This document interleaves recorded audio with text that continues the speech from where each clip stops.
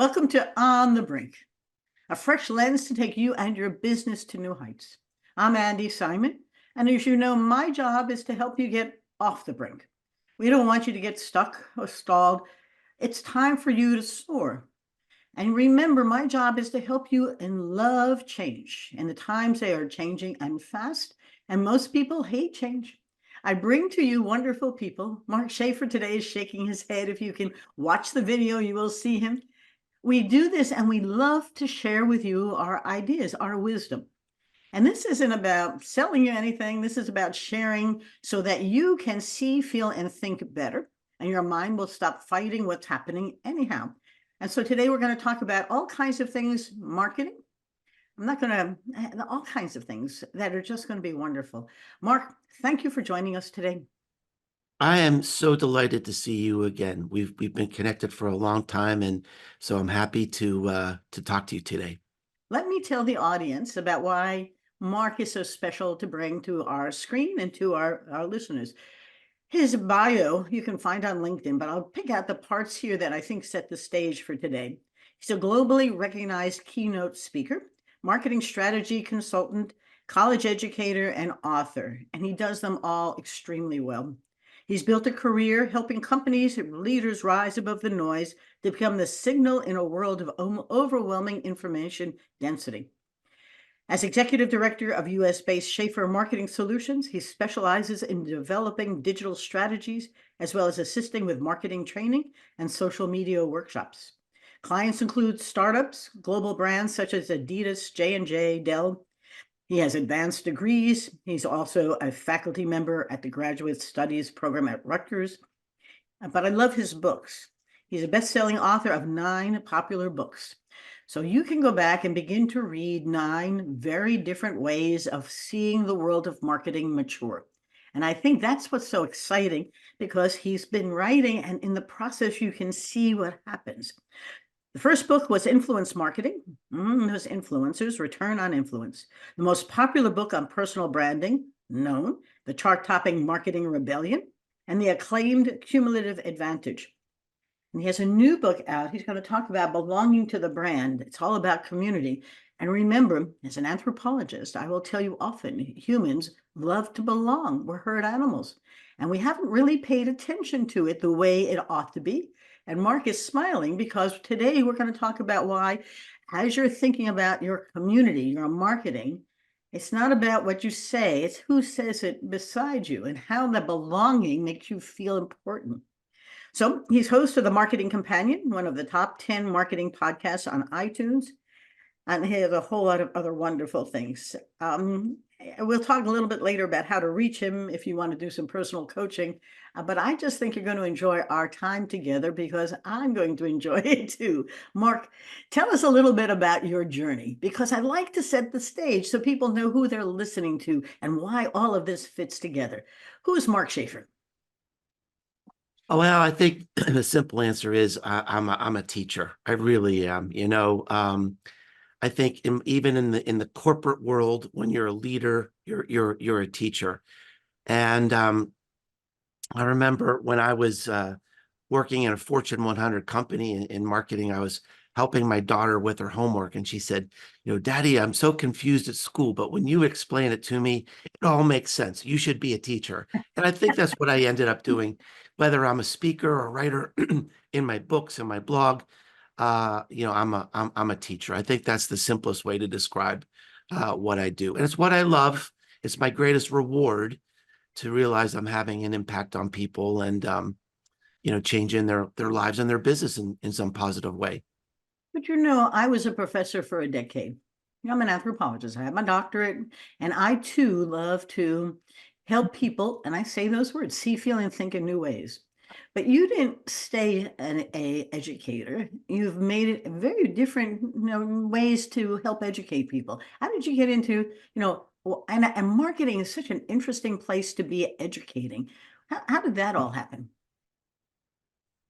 Well, it really all started with my blog. I left the corporate world. They wanted me to move to Europe, and after thinking about it and trying it for a little while, I decided I wanted to do something else. So I started my own business. And this was at a time when social media was really starting to explode. It's almost like AI now, where it's Yes. like, okay, it's here. Don't What do lose we that do? thought. That's right. I mean, what do we do? How do we adjust? What is this big thing that we have to deal with? And I thought it was just endlessly fascinating. And, I know you talk about change, and I'm kind of a change junkie. I think to be in marketing today, you have to be a change junkie. So I wrote about this, and my blog is the intersection of marketing and technology and humanity. Uh-huh. And that is endlessly fascinating. And I'm so jealous that you're an anthropologist. If I had to do it all over again, I probably would be an anthropologist because I just love that. That's where I love to be. So I started writing about these changes and the impact on us as humans and on marketing. And the blog kind of took off. I was encouraged to write books. The books became popular. And as the books became popular, then I was invited to speak, and I was doing higher profile consulting gigs.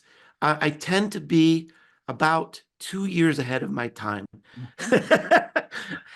So that's kind of my track record. But it doesn't look like it's a bleeding edge. You're just Yeah, curious. it's maybe it's the dull edge. I don't know, but Aren't you mentioned, like, I wrote the first book on influence marketing, and that was 2012. Nobody was even using that term yet, and I predicted in 2 years this is going to be a mainstream idea. And if you look at Google Trends and you investigate influencer marketing, you? 2012 nothing, 2013 nothing, then 2014 hockey stick, and that's where it all started.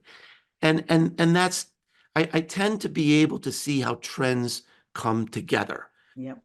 And so that's really what propelled my new book as well, around community, because I think there's three big things going on right now that are propelling this idea to examine the possibility of community as a brand marketing idea.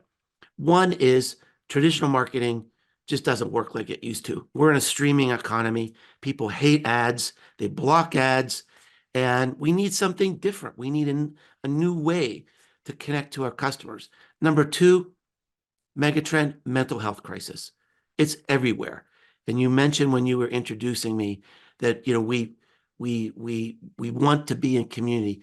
Not only do we want to be in community, we need to be in community to be fully formed human beings.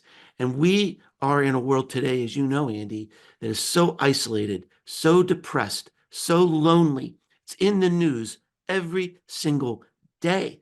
And one of the things that propelled me to write this book, there was a headline in the New York Times that said, "The loneliest generation." It's talking about our children, our teenagers, and it just broke my heart. And I know the power of companies and marketing. And I just started to think about, is there some role we can provide, in with community and belonging? And then the third mega trend is that there's so much money going into new ways to connect and new ways to meet. I have a community on Discord, right? That's just young people today, especially, are surging into these areas to get away from public social media and create new safe places to meet and connect. And the new communities that are forming couldn't have happened 10 years ago. So Yep. those three things are coming together, and that's why I'm so excited about community and what's happening in the world today, and how it can also connect with what we're doing with our companies. I want to set the stage for what your mega trends are. The loneliness is very worrisome for me because Gen Z men are committing more suicide than ever, and they have no friends, and they are not going to college, and they are lonely. And we'll Yeah, talk about that a little bit. AI is part of the fourth industrial revolution, and the terms haven't become they're not headlines yet, but we are living in a major transformation. Amy Webb's video that you included on that wonderful newsletter, I've sent everywhere I can because this is now, it's not coming. Yeah. You know, that whatever the line was, the future's already here. It's just not widely distributed. And Yeah. so let's pay attention to that. And your community, I love because it also gives, um, uh, I mean, what's marketing about? Is connecting someone who needs something to something I do. You know, Right. people say, how do you market? I say, I show up. You know, it's what am I going? You can't buy me unless you know a little bit about what you need and what I might do to help you. And I don't know how you productize that and sell it as a software, but all of this is happening simultaneously. And our job is to figure out, you as an educator, communicator, a marketer, to help your clients and their customers understand how to thrive. And mine is to help them understand that the brain hates you and it hates me because it doesn't want to change, and how to thrive. Let's go back to your AI for a moment, and then we'll go through your other three megatrends, because I think there, as a marketer and communicator and so forth, you have a role. And I've been listening to and using AI, and I love AI. My copywriter doesn't, but I'm having a ball learning what's coming. What do you see happening? And I know part of it, you saw it South by Southwest, but you're also seeing it in all of your Discord and other things. What is AI and why we should Well, listen? tell you, as you were speaking there, something sort of dawned on me that's an interesting juxtaposition that so my marketing rebellion book, the subtitle is The Most Human Company Wins. Oh, say that again. I love it. And I believe that. I believe that. And yet if you look at this, the biggest trend maybe, since fire, certainly since the internet, um, is AI. It's literally going to transform everything we do. It's going to touch every part of our lives. Innovation going forward will mean a layer of AI on everything we touch. We already see it. Yep. A recommendation in Spotify. I mean, that's AI. Mhm. When our app gets us from point A to point B in our car. I mean, that's AI. So it's already happening. So, one of the implications, I think, Andy, is I do believe the most human company wins, but I think what companies usually do is they go overboard with something like AI. They're going to use it to cut costs, cut costs, eliminate people, and maybe take a turn toward being less human. There are obviously ways you can use AI to be more human. If your customer service is terrible, all you have to do is implement AI that's one level above suck, and you're a more human company, right? Pause for a Yeah, second. yeah. I want to just insert one thought. What does it mean to be human? Because I'm listening to you and I'm saying there clearly is something in your head that says, if I use technology, I'm less human. And if I'm going to succeed, I need to be more human, Yeah. but maybe using technology is more human. What is it that you're thinking about? Well, I think that we have this longing for human connection, Yeah. for real, true human connection.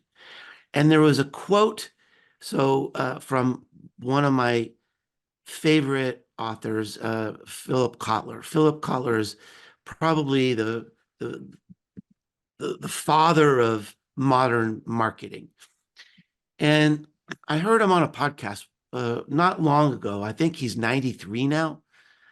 And he said, what's missing in our world, what's missing in marketing specifically, is a true human voice that's Mhm. accessible, that's friendly, even vulnerable. Yeah. And I always hang on that word, vulnerability, because that is really when you've made a human connection. And I think, can I even think of a company that shows up in a way that's vulnerable? Mhm. And to me, I mean, I think there are companies that are doing that, not necessarily large companies wedded to, advertising agencies, but I think companies can be led by people that show up in that way. And that sets the tone for the culture of the Mhm. company. And I think that will persist. I think the most human company will win. And I think those companies will also be smart and how they use AI, and make sure that that human connection is not lost. Well, that leads you, or me at least, to the second mega trend, which is this behavioral health mess that we're in. All of the pandemic, but even before that, all the Yeah. solo, I mean, we had a high rate of depression, like 30%. People were living alone, not Mhm. realizing that that was the source of their own ill health. And humans need humans. And I was teasing a little bit, what does it mean to be a human company or a humane one? Well, it's also beginning to pull in this population that through isolation has now become unhappy. And the discord is profound, but the personal depression, you can pop pills, but that's not going to solve a problem of building community. It sort of leads into your new book, but tie them together because if companies are going to be more human and humane, they're going to have to do something to transform how people are living. What are Yeah. your thoughts? Well, I recently did a guest lecture at a national university, and the professor was so kind. She said, "Well, Mark, you've given your time today. What can we do for you?" I said, I'd like to have the students write an essay of what they're afraid of, other Mm. than the environment and global warming. What are you afraid of? And this young man wrote that, first of all, they did a beautiful job. I mean, I couldn't believe how much time they spent with this. But one young man did this very beautiful job and wrote this, what I thought was a poignant essay. And he said, "I'm so concerned that my generation does not have any shared experiences." Ah, And he said, wise. I talked to my parents, and when they went to see a movie, they'd find somebody that had a car, they'd pile in a car, they'd see a movie together, and then they'd go have pizza. And if they would save their money to buy a record album, and then they'd go to someone's house and they'd listen to this record album together over and over. And they'd talk and they'd laugh. He said, "I can binge all the entertainment I want by myself in my room alone. And no one will ever have even heard of my favorite artist or my favorite television show. We have no connection. We have no shared experiences that make human memories." And I Wow. think I think that's just one example of this isolation. I mean, look, we live in a wonderful time. I mean, I love Netflix, I love Spotify, but we also live in this dangerous time where our technology and these algorithms and recommendation engines, and it's going to get worse with AI because very, very soon Netflix and Instagram and all these places, Spotify, they'll be creating content, new content, just for you That's right. based on what they know about you. And so that adrenaline that we get from experiencing something that we love is going to be even heightened. We're going to be, really even more addicted to these things and even more alone. And I think this does point to where we need to be thinking about with our companies and with our marketing is that it's something with shared experiences, Mm. something with getting people together and gathering. And I'm starting to see some little trends. I just read there's a new trend in New York where Gen Z is gathering at bars specifically to watch movies together. Yes. So I think there is going to be a backlash. I think maybe one of the mega trends we'll be seeing is put the darn thing down and Yes. go do something with friends. Well, I was going to say to you, we miss our pub. Yeah. I want a pub down the road here.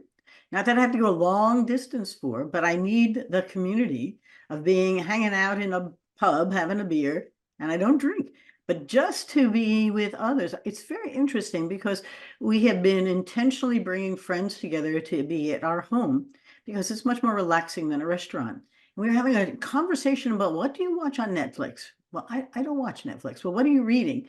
Well, I read those, and here's what you're reading, and how do we exchange? And I found that we're old friends and good friends. Finding commonality is challenging. Not that we Yeah. didn't talk about books or movies in general, but shared ones. We went to the movies 2 weeks ago for the first time in a long time and had a wonderful time. And we're telling people about it, but we didn't go with a group. And I'm beginning to think that our own personal happiness is going to have to be intentionally pulling together people to share these experiences. Because if not, it's lonely. It's not that it's lonely, but it is lonely. Your essay, though, it was brilliant. And I wanted to build on something that you said a little earlier, that the pandemic didn't cause this. The pandemic accelerated a lot of this. And it's not just Gen Z. This loneliness and isolation, it's affecting every generation. This has been creeping up on us for decades. And it's getting worse and worse year by Well, year. to your point, I spent several weeks last August in Portland, Oregon. I'm an anthropologist doing ethnographic work in senior living communities. And why do they go? They're lonely. What do they find? That people don't come out of their rooms. Yeah. And the Wow. gentleman said nobody comes out for any of the activities. And I was fascinated by the fact that they paying a lot of money to go into a beautiful facility to live in an apartment and never come out.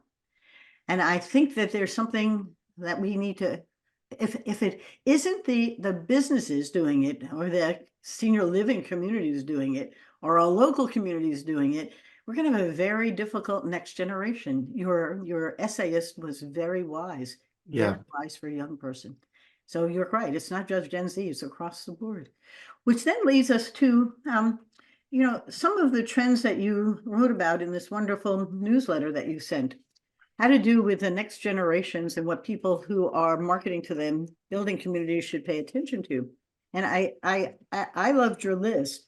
The marketing, disruptors, hyper fragmentation of culture and media, rapid growth of discord in private communities, ad-free social media platforms, no water cooler moments, immersive and metaverse, data privacy, sustainability, neuroscience.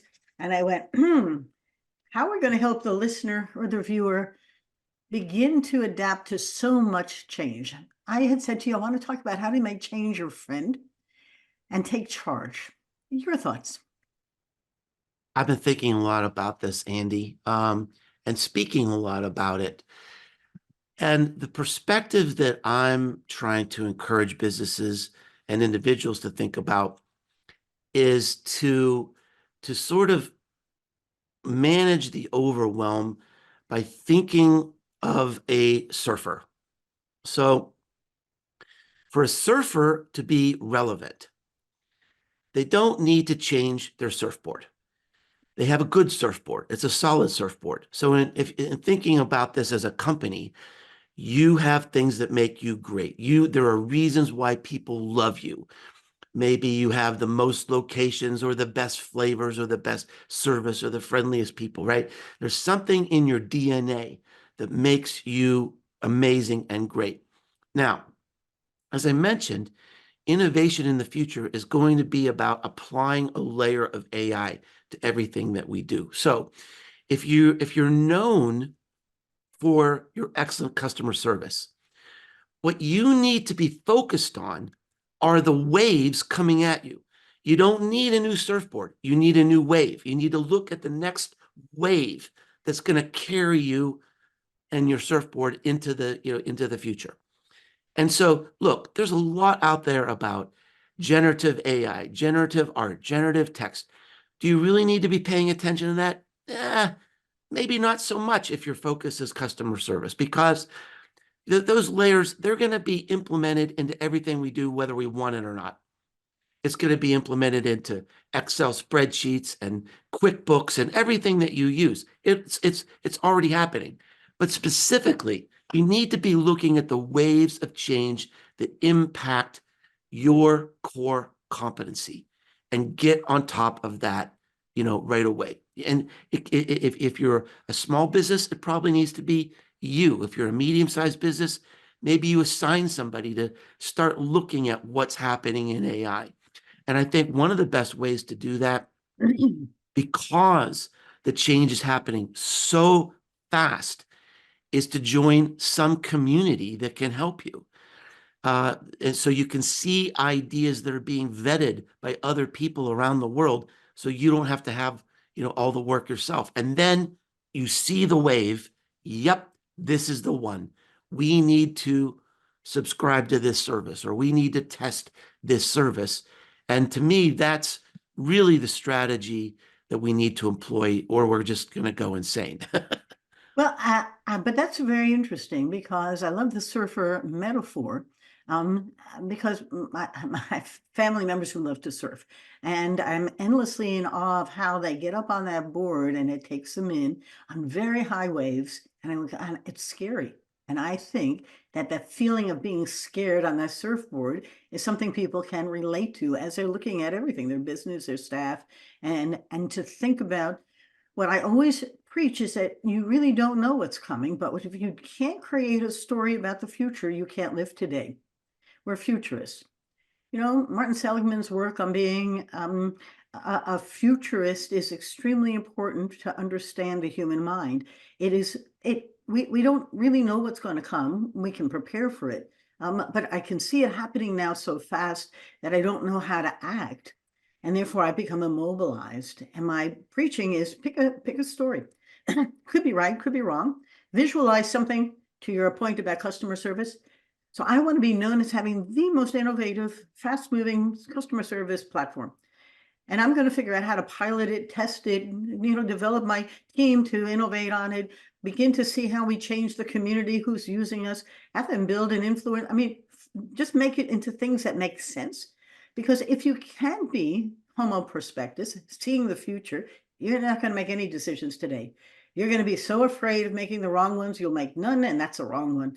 So it's a very interesting time to make change your friend instead of an enemy, because it's here. And if you don't change, that's a bad thing to do. When I remember an interview that was done with Jeff Bezos in his early days of Amazon. And of course, Amazon was built on a lot of new technology platforms that he pioneered.